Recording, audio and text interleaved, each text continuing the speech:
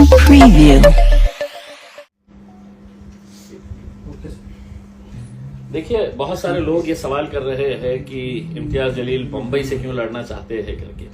मैं आज आपको उसकी वजह बताना चाहता हूं कि कुछ दिन पहले मुंबई के मीरा रोड के अंदर एक मैटर हुआ और वहां पर सिर्फ गुंडा राज कैसा होता है किसी राज्य के अंदर, पुलिस का इस्तेमाल, प्रशासन का इस्तेमाल, सरकार का इस्तेमाल करते हुए वहां पर और गरीब लोगों के जो दुकानें तोड़ी गई, जो 20-20 साल से 30-30 साल से वहां पर छोटा छोटा कारोबार कर रहे थे।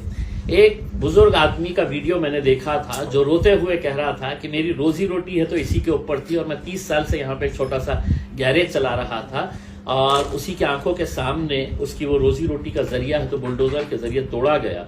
तो मेरे मन में एक सवाल आया था कि इतनी बेबसी क्यों है, क्या वजह है कि मुंबई जैसे इतने बड़े शहर के अंदर लोग आवाज उठाने के लिए तैयार नहीं है। वो नेता जो कांग्रेस के साथ जुड़े हुए हैं, जो अजीत दादा की एनसीपी के साथ जुड़े हुए हैं, जो शिवसेना के अंदर भी गए हुए हैं, वो नेताओं की बेबसी क्या थी कि वो लोग आवाज उठाने के लिए तक तैयार नहीं थे मीरा रोड की उस घटना के ऊपर। भाजपा के छोटे मोटे चिल्लर नेता आके वहां पर किस तरह की भाषा का इस्तेमाल कर रहे थे। तो मेरे मन में यह सवाल आया था कि आखिर वहां पर इतनी बड़ी तादाद के अंदर आपकी कौम अगर रहती है, इतने सारे लोग वहां पर हक, इंसाफ, सच्चाई और लड़ाई की बात करते हैं, तो वो खामोश क्यों थे करके उसमें तब समझ में आया है कि जो मुसलमान एमएलएस थे वो उद्धव ठाकरे के साथ जुड़े हुए हैं तो उसको नाराज नहीं कर सकते हैं, जो अजीत दादा के साथ जुड़े हुए हैं वो एकनाथ शिंदे और भाजपा के साथ लगे हुए हैं तो वो उनको नाराज नहीं कर सकते हैं। तो बेहतर ये था कि खामोश बैठो करके। और वहां पर वो बेबसी देखने के बाद मुझे ऐसा लगा कि नहीं, मुंबई में जाना चाहिए और मुंबई के अंदर इन जितने भी मजलूम है, जितने भी परेशान लोग हैं, उनके लिए एक ताकत बनकर खड़े रहना है करके। इसका मतलब ये नहीं है कि मैंने फैसला लिया है, मैंने असद साहब को ये प्रस्ताव दिया हूं कि साहब क्यों नहीं हम वहां पे अपनी किस्मत आजमा सकते हैं उसमें। क्योंकि जब हम औरंगाबाद में खड़े हुए थे तो औरंगाबाद में भी 2019 के अंदर कई सारे दिग्गज लोग थे। अरे कहां से आता, जीतता क्या, नहीं जीतता, कौन देता वोट, ऐसा यही भाषा करते थे उसके। लेकिन अल्हम्दुलिल्लाह जीत के आए थे।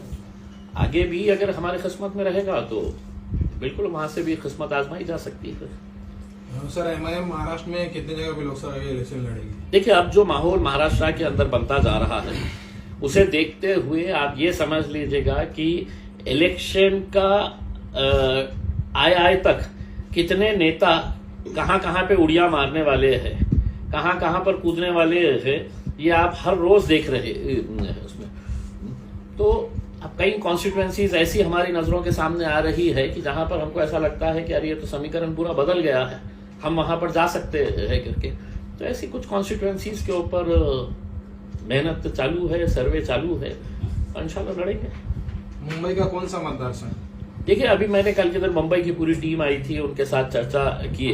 अब उनके अंदर ये आपस में खींचमतानी चल रही है कि नहीं साहब ये कॉन्स्टिट्यूएंसी से लड़ना, कोई कहता कि नहीं साहब मेरी कॉन्स्टिट्यूएंसी से लड़ना चाहिए करके उसमें।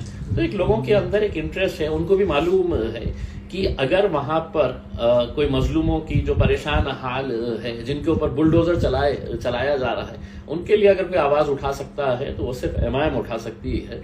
इस वजह से उनके अंदर भी एक नया जोश उमंग पैदा हुआ है। लेकिन ये सब इस बात के ऊपर निर्भर करेगा कि बैरिस्टर असदुद्दीन अवैसी साहब क्या फैसला लेते हैं। अगर वो कहेंगे कि नहीं इम्तियाज औरंगाबाद से नहीं, तुमको नांदेड़ से लड़ना है, तुमको धुलिया से लड़ना है, मालेगांव से लड़ने का है, तो हम आ जाएंगे उसके। अगर उन्होंने कहा कि नहीं औरंगाबाद ही तुम्हारी जमीन है, यहीं से लड़ना है, तो औरंगाबाद से लड़ेंगे।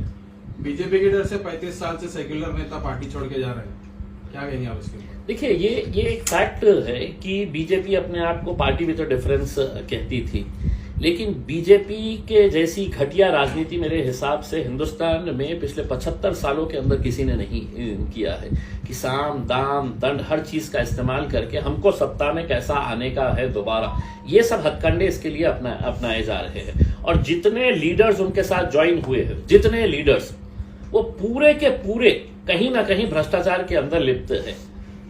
और मैं खुद नरेंद्र मोदी साहब को समझता था कि ये बहुत दूध का धुले है करके, लेकिन उनका भाषण जब मुझे याद आता है अजीत दादा को लेने से पहले, तो मुझे तो मालूम था कि अजीत दादा है तो सिर्फ है तो सिंचन घोटाले के अंदर।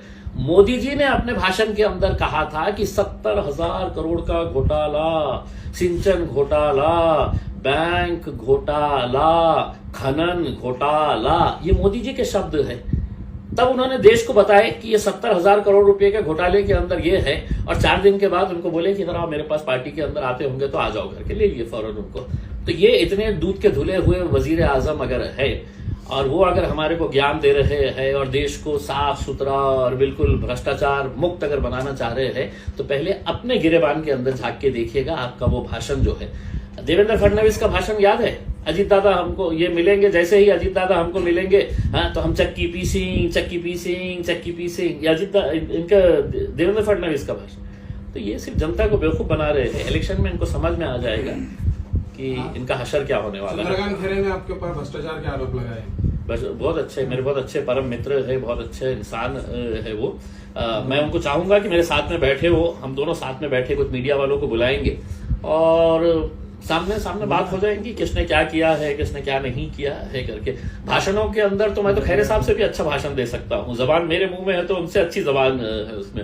लेकिन ये है कि अगर सच्चाई के ऊपर बात करने का है तो खैरे साहब, जगह आपकी है, समय आपका, दिन आपका। बैठे एक दिन आ जाए, साथ में बैठे, उसके अंदर एक साइड में आप बैठ जाए और दूसरे साइड में वो केंद्र के जो मंत्री है जिन्होंने कहा कि इम्तियाज जलील ने क्या किया है करके।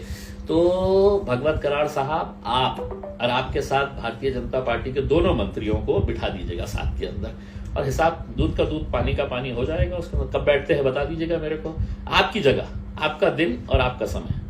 आप मुंबई से लड़ेंगे तो औरंगाबाद से कौन करेंगे? बहुत सारे लोग रहते हैं, बहुत सारे, पार्टी किसी एक शख्स से नहीं चलती है उसमें, कोई ना कोई तो रहेगा।